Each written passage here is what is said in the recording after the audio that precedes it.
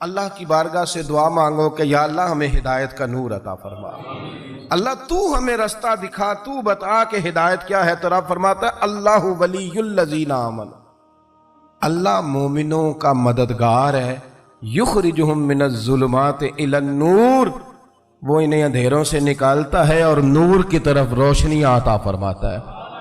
اندھیروں سے نور کی طرف اللہ لاتا ہے۔ اللہ ولی، اللہ مومنوں کا ولی ہے، وہ انہیں اندھیروں سے نور کی طرف نکالتا ہے۔ ہدایت ہمیشہ اللہ کی طرف سے سمجھے، جب وہ نماز کی توفیق دیتا ہے تو اپنے فضل سے دیتا ہے، جب وہ ذکر کی توفیق دیتا ہے تو اپنے فضل سے۔ ہم سمجھتے ہیں ہو جی فلانا نہیں پڑھ رہا بڑا بیوقوف ہے، فلانا نہیں پڑھ رہا، تو کیا اپنی عقل کے زور پہ پڑھ رہا ہے؟ میں جی اللہ کے فضل سے 2 پارے پڑھتا ہوں، تو کس پہ احسان کرتے تو 2 پارے پڑھ کے رویا کر کہ اگر مالک تو بڑا قریب نہیں۔ بڑے لوگ ہیں جن کو پورا قرآن حفظ ہے پر انہیں پڑھنے کی توفیق نہیں، تو انہیں فضل کیا اور مجھے توفیق دے دی ہے پڑھنے۔ رویا کر، پڑھ کے رویا کر، راتی ساری کر کر زاری، او نیند اکھاں تھی توندے تے فجرے اوہی گناہگار کہاون سب تو نیوے ہوندے۔ مہربانی کریں، ڈریں، نیکی کریں تو پھر ڈریں، پھر احساس پیدا کریں، پھر اپنے اندر وہ کمزوری لائیں کہ توبہ توبہ مجھے تو پتہ ہی نہیں، تو جانتا ہی نہیں۔ حضرت سیدنا امام اعظم ابو حنیفہ رحمۃ اللہ تعالی علیہ کے ساتھ ایک شخص کہتا میں نے نماز پڑھی، تو عشاء کی نماز تھی۔ یہ جو لوگ بڑے ہوتے ہیں نا، جن کے پیار کرنے والے بڑے ہوتے ہیں، ان کے گرد خوف بھی بڑا ہی ہوتا ہے، انہیں بڑا ڈر لگتا ہے، بڑی بعض اوقات آزمائش ہوتی ہے ان کی۔ عشاء کی نماز کہتے پڑھی تو امام صاحب نے نا عشاء کی نماز میں تلاوت کی آیتیں فَمَن يَعْمَلْ مِثْقَالَ ذَرَّةٍ خَيْرًا يَرَهُ وَمَن يَعْمَلْ مِثْقَالَ ذَرَّةٍ شَرًّا يَرَهُ، فرمایا جو ذرہ برابر خیر کرے گا وہ بھی قیامت میں دیکھے گا، اور جو ذرہ برابر شر کرے گا وہ بھی قیامت میں اس شر کو دیکھے گا، اس کے سامنے آئے گا۔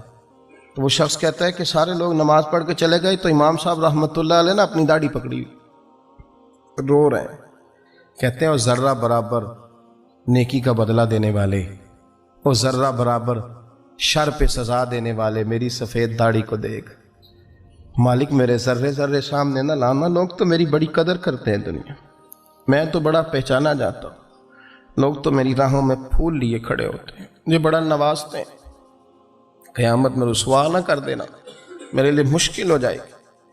وہ کہتے ہیں میں نے امام صاحب کا درد دیکھا، مجھے کوئی کام تھا تو میں چلا گیا، میں نے کہا کہ وہ اس وقت اللہ کے حضور حاضر ہیں تو میں دوبارہ آؤں گا۔ کہتے ہیں میں تہجد کا وقت آیا تو امام صاحب وہیں بیٹھے تھے اور ان کی داڑیاں آنسوؤں سے بھری ہوئی تھی اور زور سے داڑھی پکڑی ہوئی، کہنے لگے مالک رسوا نہ کر دیں، قیامت میں رسوا نہ کر دیں۔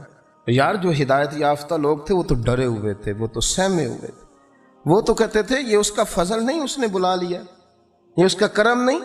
حضرت باعزید بستامی کسی کافر کو دیکھتے تو رو پڑتے، کہتے مالک تو کتنا قریب ہے، یہ بے ایمان رہ گیا، تو نے اپنے فضل سے مجھے اپنے نبی کا غلام بنا لیا، وہ رو پڑتے۔ یہاں تو لوگوں کا دعویٰ ہی بڑا ہے، نمازی اللہ خیر فرمائے وہ تو دوسروں کو گھورتا ہے، وہ کہتا ہے جنت کا میں مالک ہوں، کنجیاں میرے پاس ہیں، میں کسی اور کو گھسنے نہیں دوں گا، اور اگر 2-3 حج کر لے تو پھر تو وہ کہتا ہے کہ اب میرے سے پوچھ کے لوگ جنت میں جائیں گے معاذ اللہ، اور اگر وہ 2 4 5 7 دفعہ کوئی نفل پڑھ لے تو پھر وہ کہتا ہے چھوڑیں جی سارے لوگ بے عمل ہیں، میں اکیلا نیک ہوں۔ نہ ایسا کریں، اپنی توجہ اپنے رب پہ رکھیں، اپنی توجہ اپنے معین الملت والدین، عطائے رسول، ہند الولی، غریب نواز، خواجہ معین الدین چشتی، حضرت خواجہ اجمیر، شاہ اجمیر، شاہ اجمیر، والی ہندوستان، آخری عمر میں نا سارا دن روتے گزر جاتا، ساری رات روتے گزر جاتے، ذرا سی کوئی بات کرتا تو رو پڑتے، آنکھیں آنسوؤں سے بھری رہتی۔ کئی دفعہ اپنے بھی پریشان ہو جاتے ہیں نا کہ یار تو ایک بات کی جان ہی نہیں چھوڑ رہا، تو خواجہ قطب الدین صاحب بختیار کاکی سے لوگوں نے کہا کہ آپ مرشد سے بات کریں، اتنا بھی تو نہیں نہ رونا چاہیے، ہر وقت اس کے آنسو کی کریے، عاشق دا کام ہی رونا تونا تے بنا رویوں نہیں منظوری، یہ عاشق سدا ہی روندا رہندا ہے، پاویں وصل ہوئے تے پاویں دوری، ہر وقت رونے کا کیا مطلب ہے؟ تو خواجہ قطب صاحب کہتے ہیں میں قریب گیا تو میں نے پیر دبائے، میں نے کہا سونیا لوگ تو کچھ بھی نہیں کرتے، تو نے تو کمال کر دیا، 90 لاکھ آدمی مسلمان کر دیا، دنیا کچھ نہیں کرتی، تو نے 50 سال ساری رات مصلے پہ بیٹھ کے رب راضی کیا، تو شہزادہ تھا، حضور کی اولاد تھا، لیکن معین الدین تیرا ایک پلاٹ بھی نہیں، تو نے طالب علم پالے، انہیں غریبوں کو دیا، انہیں نوازا، کوئی شے نہیں تیرے پاس، ہر چیز تو نے، ساری رات روتے ہو، سارا دن روتے ہو۔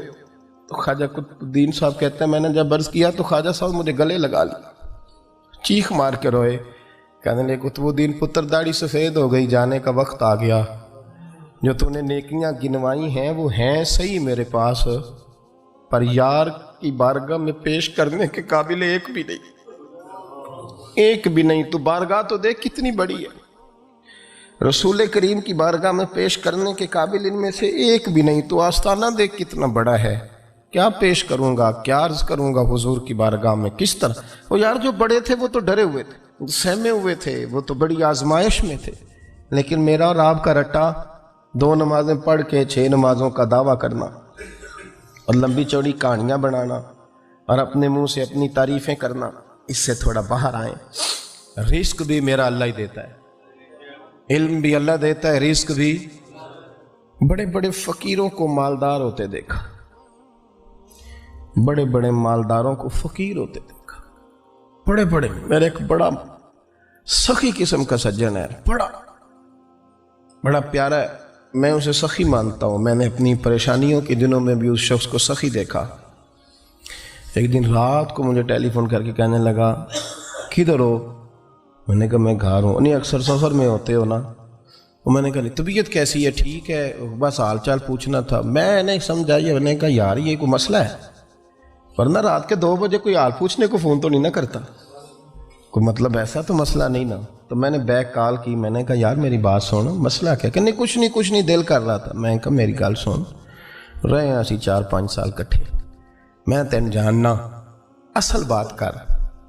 کہنے لگا مکان بھی بڑا ہے، سارا کچھ ٹھیک ہے، پر وہ بڑا ہی بے نیاز ہے، کچھ حالات اس قسم کے آ گئے کہ لوگوں کو بتاؤں بھی تو لوگ ماننے کو تیار نہیں، زیادہ نہیں، مجھے نا تھوڑے سے پیسوں کی ضرورت ہے، کوئی 15-20 ہزار اگر مل جائیں میری ضرورت۔ آپ یقین کریں میں روتا رہا ساری رات۔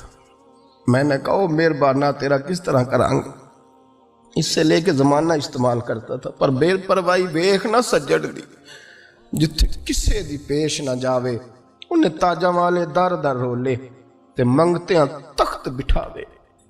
سجنا کسے نو کارا مل دئی، کوئی کعبے خالی آوے، واللہ خیر الرازقین، فقط تو دائیں بائیں نہ جا، رزق تو تجھے میں دوں گا، میں ہوں بہتر رزق دینے والا۔ بڑے بڑے بادشاہ، بڑے بڑے شہنشاہ، بڑے بڑے لوگ، ہاتھوں میں کاسے، فقیریاں۔ ام ربیعہ کہا کرتی تھیں، بڑی نیک اور صالح خاتون تھیں، وہ کہتی ہیں کہ میں نا بڑے امیر آدمی کی بیوی تھی، اپنے شوہر کے ساتھ چھت پہ بیٹھی تھی تو نیچے فقیر مانگنے والا آیا، اس نے بڑے درد سے صدا کی تو میں نے اپنے شوہر سے کہا کچھ دے دیں، کہا دفع کر، ان لوگوں نے دھندا بنایا ہوا ہے۔ کہتی میں میکے سے بھی بڑا مال لے کے آئی تھی، میرے ماں باپ بڑے امیر تھے، تو میں نے نا چوری اپنے خامہ سے نظر بچا کے باتھ روم جانے کے بہانے گئی اور نیچے جا کے 5 دینار میں نے اس فقیر کی ہتھیلی پہ رکھے۔ کہتے ہیں اس نے 5 دینار دیکھے، پھر میری طرف دیکھا تو میں نے اس کی آنکھوں میں آنسو چمکتے دیکھے۔ کہنے لگے بی بی رب تیرا بھلا کرے، میں 3 دنوں کا بھوکا ہوں۔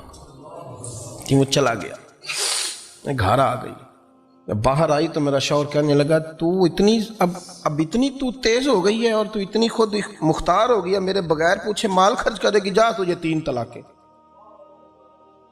کہتی میں بالدار اور وزادار باپ کی بیٹی تھی، طلاق لے کے گھر آئی تو میرا باپ ٹوٹ گیا، چارپائی پہ چلا گیا، اوہو یہ کیا بن گیا۔ کہتی بڑی تکلیف رہی، 1-2 سال کے بعد میرے ابا نے میری شادی کر دی۔ اب جس شوہر کے پاس گئی وہ بڑا نیک تھا، پرہیزگار تھا، اللہ نے بہترین صلہ دیا۔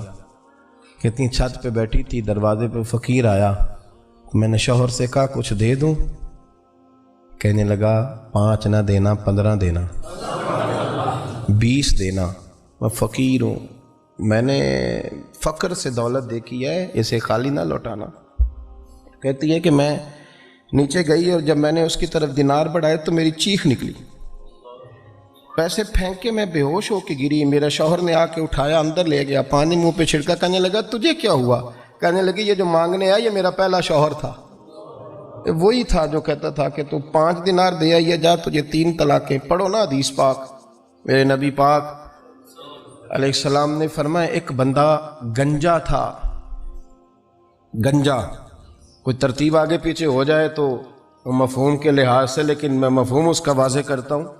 ایک گنجا تھا، کوئی شے نہیں تھی، سر پہ بال بھی نہیں تھے، رویا کرتا تھا۔ اللہ تعالیٰ نے فرشتے کو بھیجا، تجھے کیا چاہیے؟ تو کہنے لگا بال آ جائیں اور تھوڑا مال آ جائے۔ فرشتے نے ہاتھ پھیرا تو بال بھی آ گئے تو بکریاں بھی آ گئیں، لائنیں لگ گئیں، مال ہی مال ہو گئے۔ دوسرے کے پاس گیا، وہ کوڑا تھا، اس کو جا کے کہا کیا چاہیے؟ کہنے لگا شفا ہو جائے اور کچھ اللہ تعالیٰ آسانی کر دے۔ شفا بھی ہو گئی، گائیں بھی دے دی، بھینسیں بھی دے دی، مال ہی مال ہو گئے۔ پھر ایک کے پاس گیا، وہ اندھا تھا، تجھے کیا چاہیے؟ اس نے کہا آنکھیں مل جائیں اور کچھ ساتھ اللہ مال دے دے۔ اونٹ ہی اونٹ ہو گئے۔ جب بڑا نواز دیا تو پھر مالک نے امتحان لینے کا ارادہ کیا، یاری تیری سونا ہے پر آزمائشاں بھی تیریاں اگ، آزمائشاں تیریاں، صحیح کہہ رہا ہوں، آزمائشاں تیریاں، یاری تیری سونا ہے پر آزمائشاں تیریاں، اے سونا پرکھیا جاوندائی پہلو نہ لگاں دے لگ۔ اللہ نے فرمایا آزمائش کرو۔ سب سے پہلے گنجے کے پاس آئے، اسے کہا اللہ کے رستے میں کچھ دے، کہنے لگا میرے خرچے ہی بڑے، دیکھو تو صحیح کتنی مشکل میں وقت گزارتا ہوں، حال ہی کوئی نہیں۔ تو اس نے کہا میں نے تو سنا ہے تو گنجا اور بھوکا ننگا تھا۔ کہنے لگا میں تو جدی پشتی رئیس اعظم ہوں، تو یہ کس پاگل نے کہا ہے بھاگ جا؟ اس نے کہا اچھا جیسے تو تھا ویسے ہی ہو جائے۔ کھیت کھلیان اجڑ گئے، پھر سے گنجا ہو گیا۔ حضور علیہ السلام فرمانے لگے، پھر وہ اس کے پاس گیا جو کوڑا تھا، اسے کہا کچھ دے، کہنے لگا خرچے ہی بڑے۔ اب پوچھ لیں کسی امیر آدمی سے، کہے گا چکی کے نیچے ہاتھ ہے میرا، میرے سے زیادہ تو پریشان بندہ ہی کوئی نہیں، کیا بتاؤں آپ کو، اتنا ٹیکس ہے، اتنا جرمانہ ہے، فلانی شے، بڑا کچھ گنواتے ہیں لوگ۔ اس نے کہا میں نے تو سنا تو پہلے کوڑا تھا۔ اس نے کہا اچھا دوڑ جا، میں تو رئیس اعظم ہوں، دادا بھی پردادا بھی اور ساری نسل ہی۔ اس نے کہا اچھا جیسے تو تھا ویسے ہی ہو جائے۔ پھر وہ گیا اندھے کے پاس اور جا کے کہا اللہ کے نام پہ کچھ دے۔ تو کہنے لگا رب کے نام پہ؟ یہ کھڑے ہیں اونٹ، جتنے تیرے دل کرے لے جا۔ اس نے کہا کیا معنی اس بات کا؟ کہنے لگا یار تجھے کیا بتاؤں، میں تو اندھا تھا، میں نے تو کبھی دنیا دیکھی نہیں تھی، پھر اس کریم نے فضل کیا تو مجھے بڑا کچھ دکھایا، میں کیا بتاؤں، میرا دل کر رہا ہے کہہ دوں کہ پھر اس نے کعبہ دکھایا، پھر اس نے روضہ رسول دکھایا، پھر اس نے ریاض الجنہ کے سجدے دکھایا، پھر اس نے اپنے محبوب کے دروازے کی رونقیں دکھائیں۔ اس نے بڑا کچھ دیا، اس نے بڑا نوازا۔ میرے پاس تو شاید میں بدکار پرانا خادم، کسے در ملی نہ ٹوئی، اے واصف یار نے نظر جو کی تھی پھر واصف ہی ہوئی۔ یہ تو اس کا کرم ہوا۔ تو یہ وہ کہنے لگا تو اللہ کے نام پہ جان مانگ، میں وہ بھی دینے کو تیار، میرے پاس تو شے ہی کوئی نہیں تھی، مجھے تو اپنا پتہ ہے، میں تو کوئی شے نہیں تھا، کچھ نہیں تھا میرے پاس۔ یہ تو ان کا کرم ہے کہ رخ ان کا ادھر ہے، اور مختصر سی میری کہانی ہے، یہ جو بھی ہے ان کی مہربانی ہے۔ تو وہ کہنے لگا میں بھی کچھ لینے نہیں آیا تھا، تیری آزمائش ہی کرنے آیا تھا، تیری عزتیں بھی سلامت رہیں گی، تیرا مال بھی سلامت رہے گا، تیری شفا بھی۔ اپنی زندگی میں کبھی بھی اللہ کی بارگاہ سے توجہ ادھر ادھر نہ کریں، چھوڑیں لوگ کیا کر رہے ہیں، دنیا کیا کہہ رہے ہیں۔